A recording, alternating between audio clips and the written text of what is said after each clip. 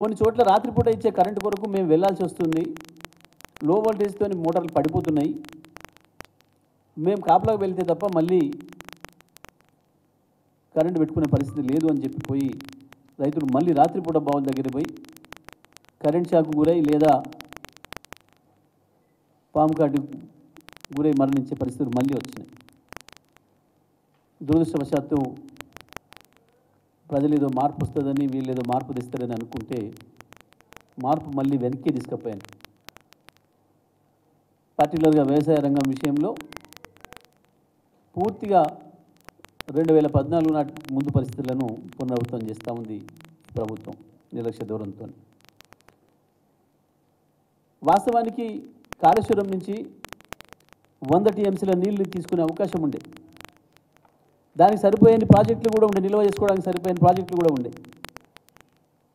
ఈ ప్రభుత్వానికి ఏమాత్రం సోయి ఉన్నా ఉన్న నీళ్ళని కిందికి ఇస్తూనే మళ్ళీ అంతమందం నింపుకోవడానికి ఎల్ఎండీలో కావచ్చు, ఎంఎండీలో కావచ్చు, ఇతర ప్రాజెక్టుల వద్ద కావచ్చు నింపుకోవడానికి అవకాశాలు ఉండే.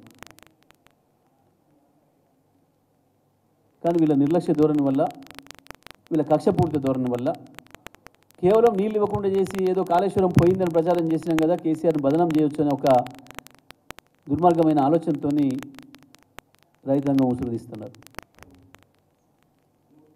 లక్షలాది ఎకరాలు ఇవాళ ఎస్ఆర్ఎస్పి ఫేజ్ 2 కాలువల వెంట, ఫేజ్ 1 కాలువల వెంట, మరొక వైపు నిజామాబాద్ జిల్లాలో మొదటి ఫేజ్లో కూడా వరద కాలువ వెంట కూడా ప్రభుత్వాన్ని నమ్మి పెట్టుకున్న పొలాలు లక్షలాది ఎకరాలుగా ఎండిపోతూ ఉన్నాయి. చాలా హృదయ విదారకంగా ఉంది అక్కడికి పోతే. ఇంకోవైపు నాగార్జున సాగర్ ఎడమ కాలువ కావచ్చు, లో లెవెల్ కెనాల్ కావచ్చు, హై లెవెల్ కెనాల్ ఎస్ఎల్బిసి కావచ్చు. మేము 9 సంవత్సరాలు వరుసగా చివరి భూమి కూడా నీళ్ళు అందించినాం. 18 పంటలు వరుసగా పండించాం రైతులు. ఇవాళ నిజంగానే పైన ఆల్మట్టి నారాయణపూర్లో కొన్ని నీళ్లు ఉన్నాయి. ఈ ప్రభుత్వానికి సోయి ఉంటే ఆ రోజు ఆ రాష్ట్ర ముఖ్యమంత్రిని, కర్ణాటక ముఖ్యమంత్రిని, ఉప ముఖ్యమంత్రిని, ఇతర మంత్రులు తీసుకొచ్చి ఇక్కడ ఏదైతే ప్రచారం చేయించుకున్నారో వాళ్ళు కూడా ఇక్కడ ప్రజలకు ఏదైతే హామీ ఇచ్చిపోయినరో, మీరు కాంగ్రెస్ ఓటేయండి మేము మంచి పరిపాలన చేస్తామని చెప్పినరో, ఇవాళ వాళ్ళ దగ్గరే నీళ్ళు ఉన్నాయి. ఇవాళ వీళ్ళు వెళ్ళి నీళ్ళు తీసుకురావచ్చు. ఒక 10 టీఎంసీల నీళ్ళు తీసుకొస్తే బ్రహ్మాండంగా ఇవాళ ఉమ్మడి నల్గొండ జిల్లాలో, ఖమ్మం జిల్లాలో ఉన్న ఎండిపోతున్న 2 లక్షల ఎకరాల పొలాల్ని బతికించుకునే అవకాశం ఉండే. కోట్లాది రూపాయలు, వందల కోట్ల రూపాయలు రైతాంగానికి నష్టం కాకుండా కాపాడుకునే అవకాశం ఉండే. మేము చేసినాం గతంలో. నిబంధనలు అడ్డం ఉండవచ్చు. కేఆర్ఎంబి 10 సంవత్సరాల నుంచి కూడా ఉంది. కానీ కేఆర్ఎంబి అడ్డం వచ్చిందని చెప్పి మేము ఎప్పుడు ఆగలేదు. 2015లో మొదటిసారి ఎడమకాలం కింద రైతాంగం, ఎస్ఎల్బిసి కింద రైతాంగం, సార్ మేము కాలాన్ని నమ్ముకొని పొలాలు వేసుకున్నాం, పెట్టుబడి పెట్టినాం, ఒక్క తడి నీళ్ళు ఇస్తే మేము బ్రతికిపోతాం, లక్షలాది ఎకరాలు బ్రతికిపోతాయనంటే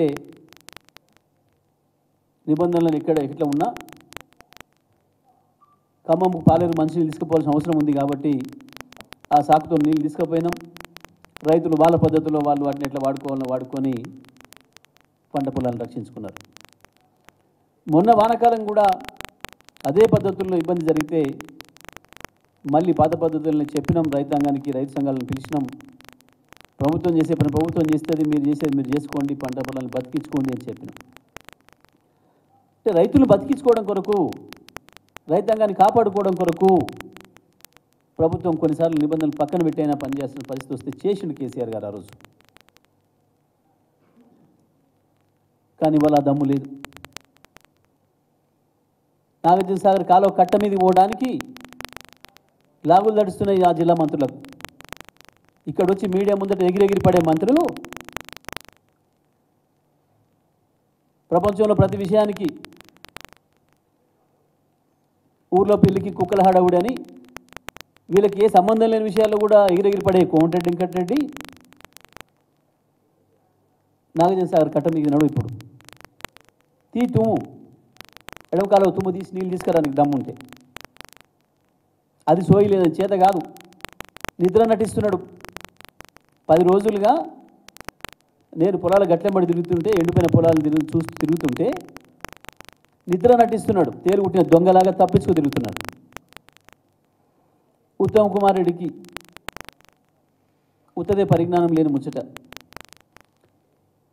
పోయిగా నీళ్ళ మంత్రి, సొంత నియోజకవర్గంలో ఎండిపోతున్నాయి. ఒకవైపు గోదావరిలో, ఇంకోవైపు హుజూర్నగర్లో. ఇటు కృష్ణ నీళ్ళు, అటు గోదావరి నీళ్ళు, రెండింటితో కాపాడుకునే అవకాశం ఉండే, కానీ అది లేదు ఆలోచన. 12 రోజులు వరుసగా పాలేరుకు నీళ్లు పోతుంటే, గతంలో మేము ఇచ్చినాం కదా, రైతాంగానికి సాయం చేసి మీ పద్ధతిలో మీరు చేసుకోమని చెప్పినాం కదా అని చెప్పి రైతులు అదే పద్ధతిలో కాలువ కట్టల మీద పోతే కేసులు పెట్టి వందలాది మంది పోలీసుల రక్షణ పెట్టి దౌర్జన్యంగా నీళ్లు తీసుకుపోయారు తప్ప నల్గొండ రైతులను కాపాడుకోవడానికి ఏమాత్రం ప్రయత్నం చేయలేదు వీళ్ళు. ప్రభుత్వానికి ఏమాత్రం సోయి లేదు. ఏమైనా ఇక్కడ వసూలు, అక్కడ ముడుపులు కట్టుడు తప్ప ఇది మా పని కాదనుకుంటున్నాను. ఢిల్లీకి ముడుపులు కట్టుడే మా పని. ఇక ఎట్లాగో మళ్ళీ 5 ఏళ్ల తర్వాత రాము కాబట్టి అందిన కాడికి వసూలు చేసుకోవడే మా పని అనుకుంటున్నారు. వీధి రౌడీలాగా మంత్రులు కూడా, ప్రత్యేకించి నల్గొండలో